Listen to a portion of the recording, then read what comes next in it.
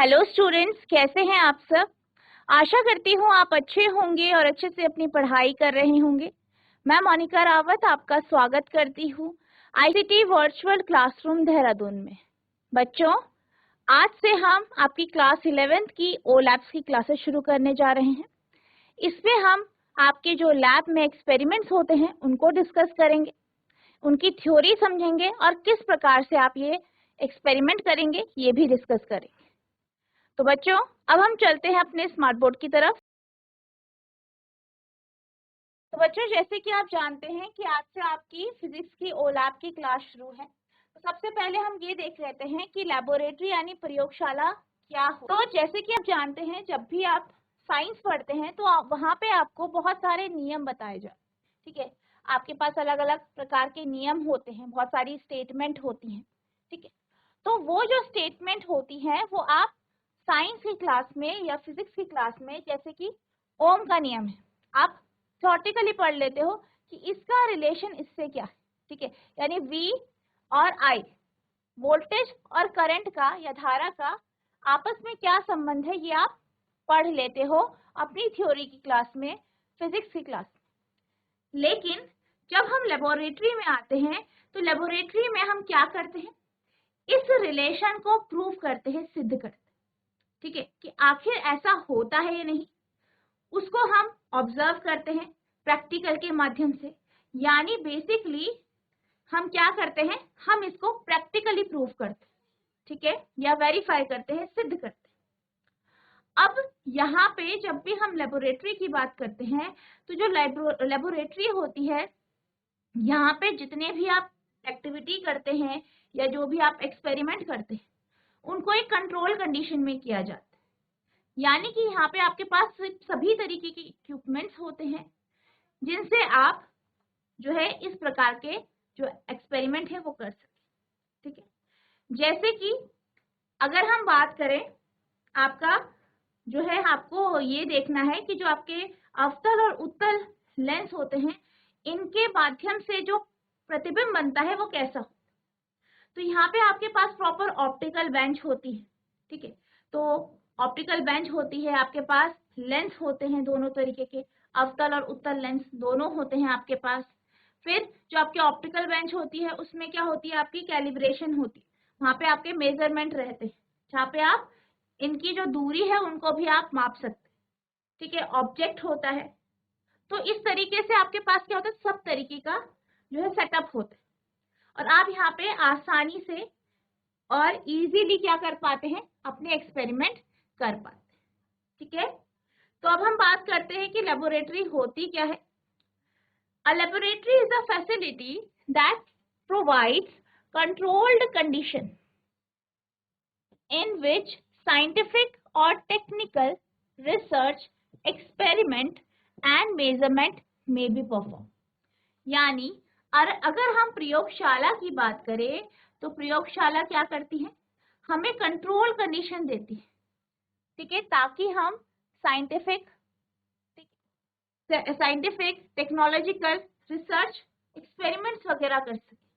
ठीक है, laboratory are found on research institute, corporate research, testing facilities, government regulatories और forensic investigation centre in a variety of settings like school, university, privately, physician offices, clinics, hospitals, regional and national referral center and even occasionally personal residences। अब अगर हम laboratory की बात करें तो laboratory आपके सिर्फ स्कूल या कॉलेज या यूनिवर्सिटी तक नहीं होती, बल्कि लेबोरेटरी का आपका अलग अलग फील्ड में यूज होता है। जैसे कि जहाँ रिसर्च होती है, ठीक है, जहाँ रिसर्च किया जाता है तो रिसर्च में आपकी लेबोरेटरीज होती है, जो आपके रिसर्च सेंटर्स होते हैं वहाँ। गवर्नमेंट बॉडीज होती हैं, वहाँ आपकी लेबोरेटरीज होती हैं। ठीक है, आपके हॉस्पिटल्स में होते हैं, जो आपके क्लिनिक्स होते हैं उनमें होती हैं। आपकी लैब्स होती है जहाँ आपकी टेस्टिंग होती है। ठीक है, आपके ब्लड टेस्ट होता है, यूरिन टेस्ट होता है।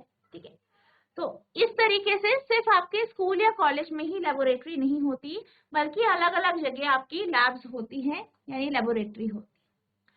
एक प्रयोगशाला एक ऐसी सुविधा है या ऐसी जगह है जो नियंत्रित स्थितियां प्रदान करती है जिसमें वैज्ञानिक या तकनीकी अनुसंधान, प्रयोग और माप निष्पादित किए जा सकते हैं। प्रयोगशालाएं विभिन्न प्रकार की सेटिंग में पाई जाती है या जो है बनाई जाती है, जैसे कि स्कूल, विश्वविद्यालय, निजी स्वामित्व वाले अनुसंधान संस्थान, कॉर्पोरेट अनुसंधान, परीक्षण सुविधाएं, सरकारी नियामक, फोरेंसिक जांच केंद्र, चिकित्सकों के कार्यालय, क्लिनिक, अस्पताल, क्षेत्रीय और राष्ट्रीय रेफरल केंद्र और यहाँ तक कि कभी कभी व्यक्तिगत आवास। ठीक है, तो आपके जो लेबोरेटरी होते हैं ये सिर्फ आपके स्कूल कॉलेज तक ही सीमित नहीं है। आपके जो जैसे कंपनीज होती है, कंपनी भी रिसर्च करती है, तो कंपनीज में भी आपके क्या होती है, लैब्स होती है। ठीक है, जैसे कि आपकी कॉस्मेटिक की कंपनियां हैं, क्रीम की है कंपनी, तो रिसर्च करती है, तो उनकी भी लैब्स होती है। इसी तरीके से पर्सनल लैब भी होती है। आपके जो है फॉरेंसिक लैब्स होती है, आपके हॉस्पिटल्स में लैब्स होती हैं, तो आपके अलग अलग जगह लैब होती हैं यानी लेबोरेटरी होती है। अब हम बात करते हैं फिजिक्स लेबोरेटरी की यानी भौतिकी प्रयोगशाला। तो बेसिकली जब हम बात करते हैं प्रयोगशाला की तो आपके पास अलग अलग प्रकार की प्रयोगशालाएं होती। ठीक है, अगर हम स्कूल लेवल में देखें तो आपके पास 3 तरीके की प्रयोगशालाएं होती हैं। एक आपकी फिजिक्स लेबोरेटरी होती है, एक आपकी केमिस्ट्री लेबोरेटरी होती है और एक आपकी बायोलॉजी लेबोरेटरी यानी भौतिकी, आपकी रासायनिकी प्रयोगशाला और आपका जो जीव विज्ञान होता है उसकी प्रयोगशाला। और यहाँ पे क्या होते हैं, यहाँ पे उन सब्जेक्ट के अकॉर्डिंग अलग अलग आपके पास इक्विपमेंट्स होते हैं। ठीक है, जैसे कि अगर हम भौतिकी प्रयोगशाला की बात करें, यहाँ पे आपके पास ऑप्टिकल बेंच होगी, आपके पास प्रिज्म होंगे, आपके पास ग्लास स्लैब होगी, आपके पास जो है वायर होंगी, पोटेंशियोमीटर होगा। ठीक है, आपके पास जो है सीआरओ होगा, तो इस तरीके के आपके पास वेइंग मशीन्स होंगी। ठीक है, बीम बैलेंस होगा, स्क्रू गॉज होगा। तो आपके पास इस तरीके से अलग अलग प्रकार के जो है इक्विपमेंट्स आपके भौतिकी प्रयोगशाला में होंगी, जिनका उपयोग आप जो है अपने एक्सपेरिमेंट्स में करें।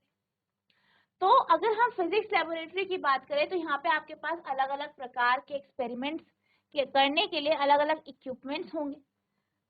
ठीक है, जैसे कि आप जानते हैं भौतिकी जो है फिजिक्स में आप काइनेमेटिक्स पढ़ते हैं। ठीक है, काइनेमेटिक्स पढ़ते हैं, डायनेमिक्स पढ़ते हैं, थर्मोडायनेमिक्स पढ़ते हैं, ऑप्टिक्स पढ़ते हैं। तो जो अलग अलग आपके ब्रांच है फिजिक्स की, जो अलग अलग ब्रांच हैं उनके अकॉर्डिंग आपके वहाँ पे इक्विपमेंट्स होते हैं। और यहाँ पे आप कंट्रोल सेटअप में क्या कर पाते हैं, इन प्रैक्टिकल्स को कर पाते हैं, इनको देख पाते हैं और जो भी आपने पढ़ा है, ठीक है, जितने भी नियम आपने या जो भी आपने रिलेशन, जो भी संबंध आपने अपने थ्योरी में पढ़े हैं उनको आप यहाँ पे सिद्ध कर पाए। The laboratory of physics imparts physical basics of engineering sciences by means of meaningful experiments set up that provide valid quantitative measurement result. अगर हम फिजिक्स लेबोरेटरी की बात करें तो ये क्या करती है, ये जो है एक्सपेरिमेंट के थ्रू, ठीक है, एक्सपेरिमेंट के थ्रू और जो आपके मेजरमेंट है, मापन है, उनके अकॉर्डिंग जो आपके बेसिक है फिजिक्स के उनको क्लियर करती है। बेसिकली जब हम लेबोरेटरी की बात करते हैं, फिजिक्स लेबोरेटरी या किसी भी आपकी जो भी लेबोरेटरियां हैं, इनके माध्यम से आप क्या कर पाते हैं, जो भी आपने पढ़ा है, थ्योरेटिकल पढ़ा है, उनको आप सिद्ध करते हैं। साथ ही साथ क्योंकि आप क्या कर रहे हैं, इसमें एक्सपेरिमेंट कर रहे हैं, प्रयोग कर रहे हैं। ठीक है, तो एक्सपेरिमेंट जब आप करते हैं तो आपको वो चीजें क्या होती है, आप अवास्तविक तौर पे उन चीजों को महसूस करते हैं, देख पाते हैं, उनको समझ पाते हैं।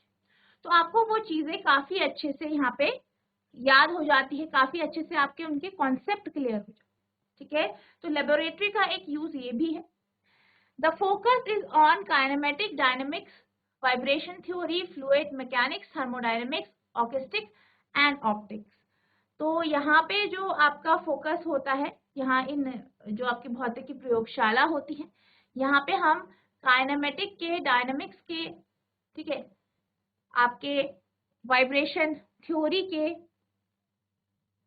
यानी कंपन सिद्धांत, द्रव यांत्रिकी के, थर्मोडायनेमिक्स के, ध्वनिकी और प्रकाशिकी के हम एक्सपेरिमेंट्स करते हैं। तो ये जो लैब होती है इन्हीं से रिलेटेड होती है, ठीक है, जो आपकी भौतिक विज्ञान की लैब होती है। भौतिकी की प्रयोगशाला सार्थक प्रयोगात्मक सेटअपों के माध्यम से इंजीनियरिंग विज्ञान की भौतिक मूल बातें प्रदान करती है, जो वैध मात्रात्मक माप परिणाम प्रदान करती है।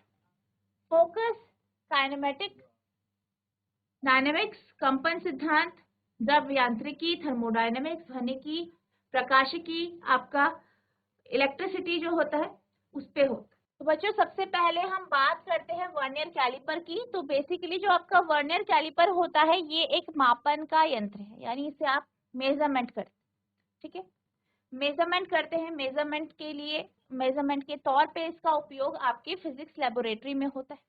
तो आपका जो पहला एक्सपेरिमेंट है वो आपका वर्नियर कैलिपर का ही है। इसके माध्यम से आप अलग अलग जो वस्तुएं हैं उन्हें मापेंगे। जैसे कि आप स्फेयर लेंगे, कोई भी आप एक गोला लेंगे, स्फेयर लेंगे, उसको मापेंगे, उसके डायमीटर को मापेंगे, ठीक है। इसी तरीके से आप एक जो है रेक्टेंगुलर या आयताकार ब्लॉक लेंगे, उसकी लंबाई, चौड़ाई, ऊंचाई आप नापेंगे।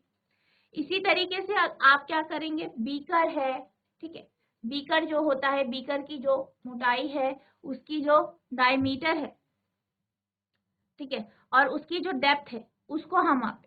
तो बेसिकली वर्नियर कैलिपर का उपयोग हम किस में करते हैं, मापन के लिए करते हैं, ठीक है। तो अब हम डिस्कस कर लेते हैं इसकी थ्योरी को। तो पहला है आपका अवर ऑब्जेक्टिव, ठीक है। तो यहाँ पे हमारा जो ऑब्जेक्टिव है इस एक्सपेरिमेंट को करने का वो क्या है, to know the use of vernier caliper, यानी हमें ये पता होना चाहिए कि जो वर्नियर कैलिपर है, ठीक है, वर्नियर कैलिपर है, इसका उपयोग क्या है, इसका यूज क्या है।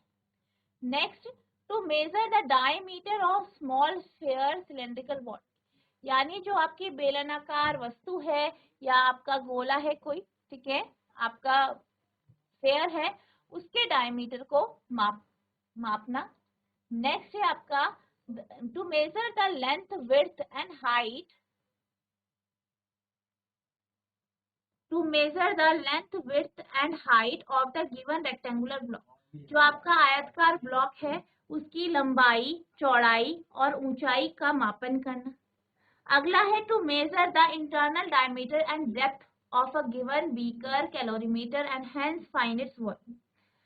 अगला क्या है आपका कि आपके पास एक बीकर है, उसकी जो इंटरनल डायमीटर है, उसकी गहराई, उसका वॉल्यूम, ठीक है, उसका आयतन का मापन कर, ठीक है। तो ये हमारा जो उद्देश्य है, हमारा जो एक्सपेरिमेंट है उसका क्या है, उद्देश्य। अब हम चलते हैं इसकी थ्योरी की तरफ, ठीक है।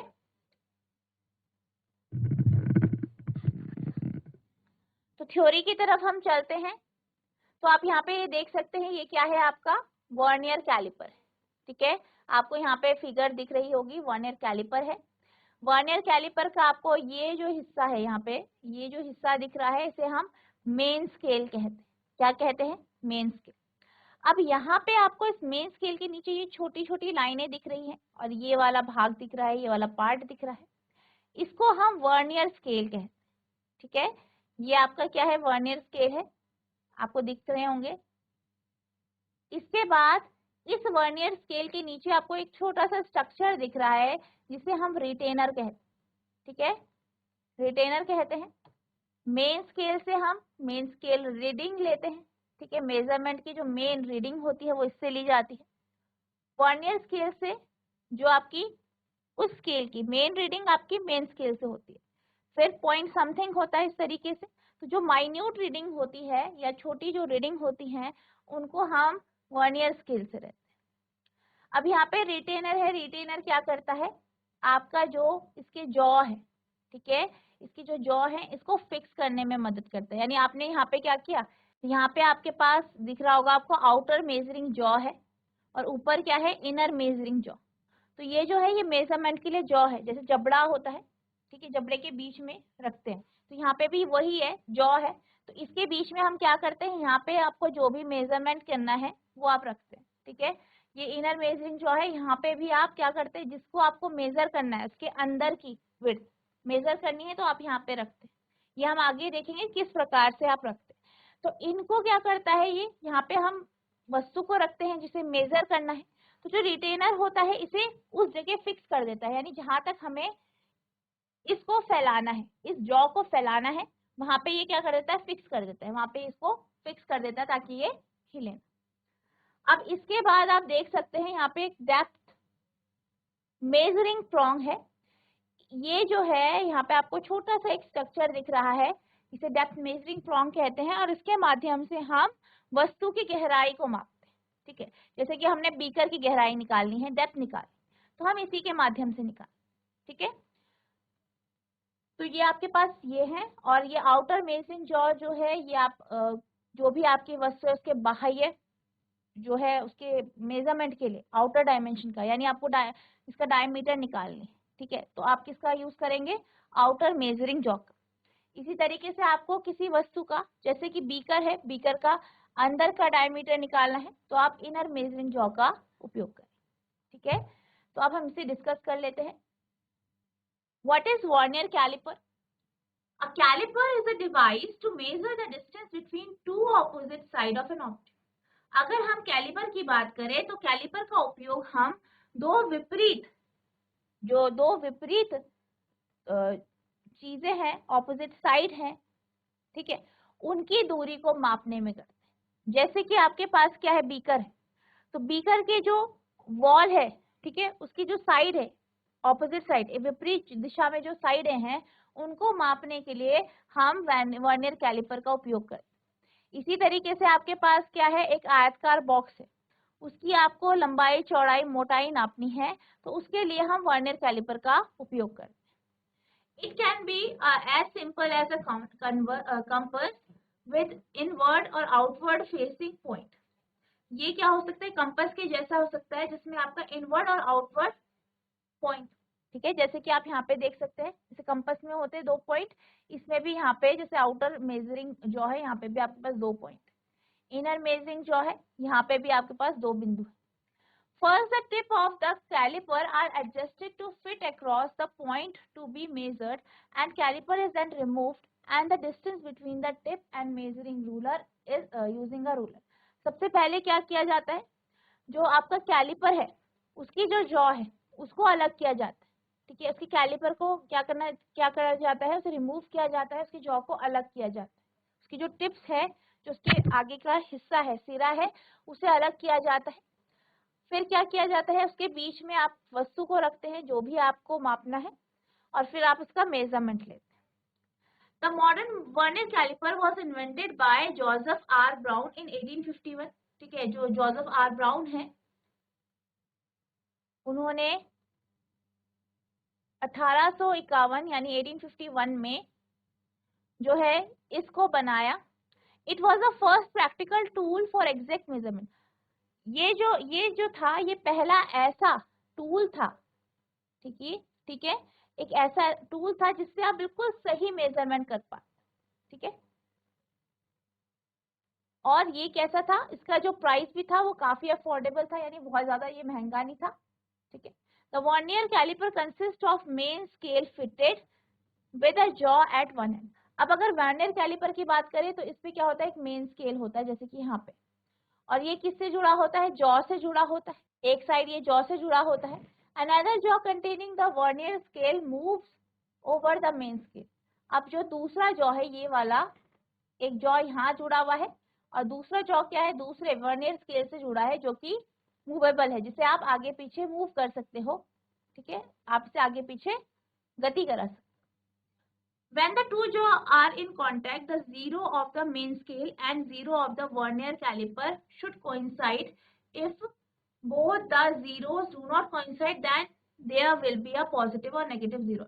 अब क्या होता है, जैसे कि आप यहाँ वर्नियर स्केल देख सकते हो, ठीक है, यहाँ पे वर्नियर स्केल है और ये मेन स्केल।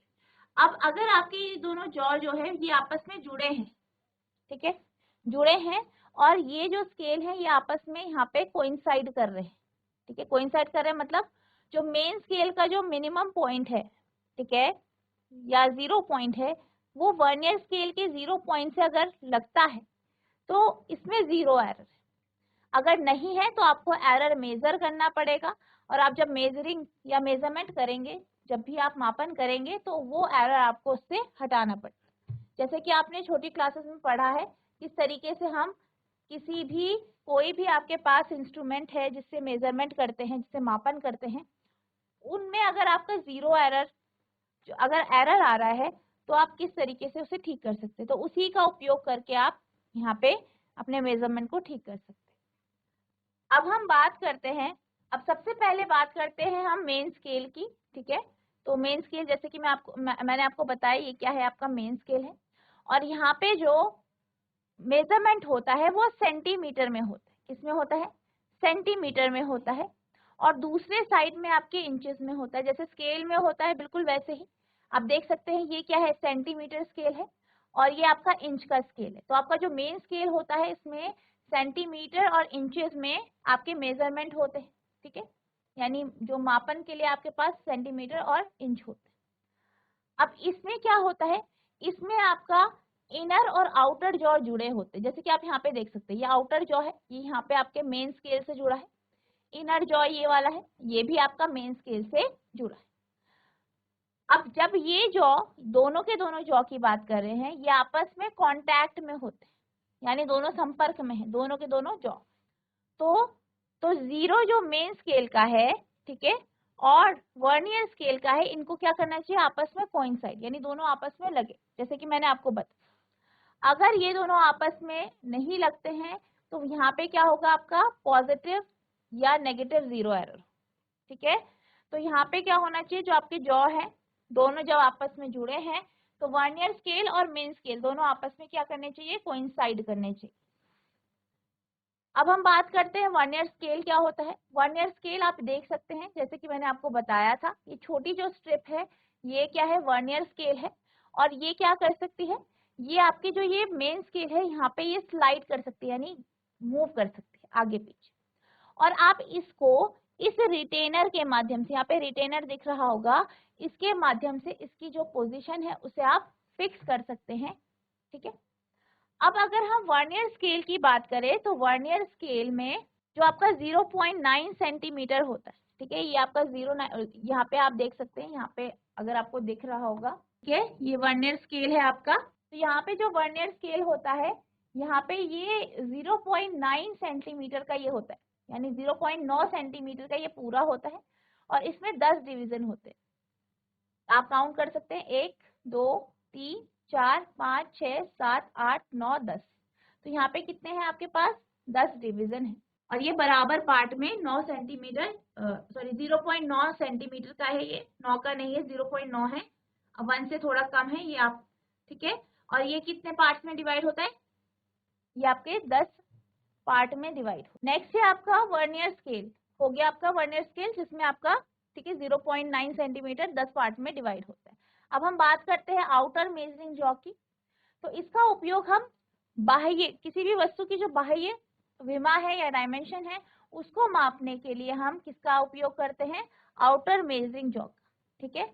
अगर इसी तरीके से ये रहा आपका आउटर मेजरिंग जॉ, ठीक है, ये है आपका, ये आप देख रहे होंगे, ये आउटर मेजरिंग जॉ लिखा है यहाँ पे। इसी तरीके से अगर हम इनर मेजरिंग जॉ की बात करें, यानी ये है, ठीक है, तो इनर मेजरिंग जॉ क्या करता है, किसी भी वस्तु की जो इनर डायमेंशन है, ठीक है, जो उसकी अंतः विमा है या डायमेंशन है, उनको मेजर करने के लिए हम इसका उपयोग करते हैं। अगला है आपका रिटेनर। तो जैसे कि मैंने बताया, रिटेनर क्या करता है, वर्नियर कैलिपर में वस्तु को रिटेन करने में, रखने में मदद करता है, यानी फिक्स करता है बेसिकली जॉ को, ठीक है। नेक्स्ट है डेप्थ मेजरिंग प्रोंग, यानी ये। तो डेप्थ मेजरिंग प्रोंग से हम क्या करते हैं, वस्तु की डेप्थ यानी गहराई को मापते हैं। अब हम बात करते हैं लीस्ट काउंट। अब हम बात करते हैं लीस्ट काउंट की। तो बेसिकली जब भी आप कोई भी मेजरमेंट करते हैं, किसी भी मेजरिंग इंस्ट्रूमेंट से मेजरमेंट करते हैं, मापन करते हैं, तो सबसे पहले आपको इसका लीस्ट काउंट निकालना चाहिए, ठीक है। तो लीस्ट काउंट क्या होता है, जो सबसे छोटी रीडिंग है, सबसे कम रीडिंग, ठीक है, सबसे मिनिमम रीडिंग जो कि आपका वो इंस्ट्रूमेंट या वो जो आपके पास मापन का जो भी इंस्ट्रूमेंट है वो मेजर कर सकते हैं, ये आपका लीस्ट काउंट होता है। तो हम इसका जो लीस्ट काउंट है उसे हम नेक्स्ट लेक्चर में डिस्कस करेंगे और ये देखेंगे किस तरीके से आप वर्नियर कैलिपर का लीस्ट काउंट निकाल सकते हैं। ठीक है, तो बच्चों आज हमने ये देखा कि प्रयोगशाला क्या होता है, लेबोरेटरी क्या होती है और फिजिक्स लेबोरेटरी क्या होती है ये भी हमने जाना। इसके साथ साथ हमने ये देखा कि आपका जो पहला एक्सपेरिमेंट है वर्नियर कैलिपर, उसकी हमने थ्योरी समझी, वर्नियर कैलिपर क्या होता है, उसके अलग अलग भागों के या पार्ट्स के बारे में हमने जाना। आई होप आपको इतना समझ में आया होगा। नेक्स्ट लेक्चर में हम इसका लीस्ट काउंट समझेंगे, साथ ही साथ आप किस प्रकार से वस्तुओं को मेजर करेंगे ये भी हम देखेंगे और अपना जो एक्सपेरिमेंट है उसको हम डिस्कस करेंगे। तो बच्चों आज के लिए बस इतना ही, मिलते हैं अब नेक्स्ट सेशन में, तब तक के लिए thank you and have a nice day.